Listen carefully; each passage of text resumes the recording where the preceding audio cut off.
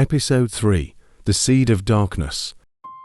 As the year went by, Celestia was still a beautiful kingdom, despite the lingering shadows of that year. The people, lulled by the gentle breeze, had nearly forgotten the winter matriarch, safe and prosperous in peace and prosperity. Princesses Anya and Elara grew up in the royal palace, cherished by their parents and adored by the people of Celestia. Anya was the epitome of spring, her golden hair cascading down her shoulders like a waterfall of sunshine. Her eyes were a sparkling blue, like the clearest sky on a summer day. Her smile was as warm as the first rays of light that greet the world each morning. Anya was a kind and compassionate princess. Her presence brought joy to everyone she met. Elara, on the other hand, had a quieter personality than her sister, Anya. Her eyes were a deep shade of violet, mirroring the night sky. Her hair was midnight black and seemed to absorb the light around her. Despite their differences, the two sisters were very close. They played together, laughed together, dreamed together, and shared their secrets with each other. The princesses loved to explore the palace gardens. They would climb the tallest trees, their long hair cascading down their shoulders, and their laughter echoing through the air. They were closest friends. But as they grew older, a shadow of doubt began to creep into Elara's heart. She saw how much Anya was loved by everyone, and she couldn't help but compare herself to her sister.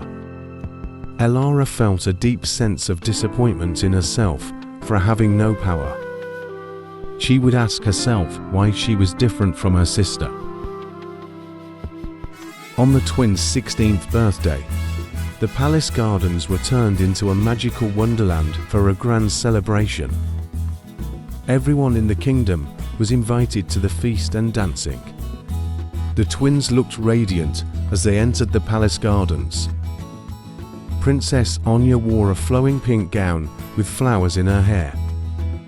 Princess Elara wore an elegant sparkling light blue gown. The guests cheered and clapped as the twins greeted them. Just when the celebration was about to reach its peak, Anya took to the dance floor and raised her hands. A gentle breeze swept through the main hall, carrying with it a sweet fragrance. The guests watched in amazement as flowers began to bloom all around them. The hall was soon filled with a riot of colors, a spectacular scene that made everyone gasp in awe. Elara admired her sister's magic, but she also felt a deep sense of loneliness in her heart. She felt like she was always living in Anya's shadow. She had never been able to perform magic like her sister, and she felt like she didn't belong to this place. Elara left the party quietly and wandered around the garden. She felt lost and alone, even in the midst of so much celebration.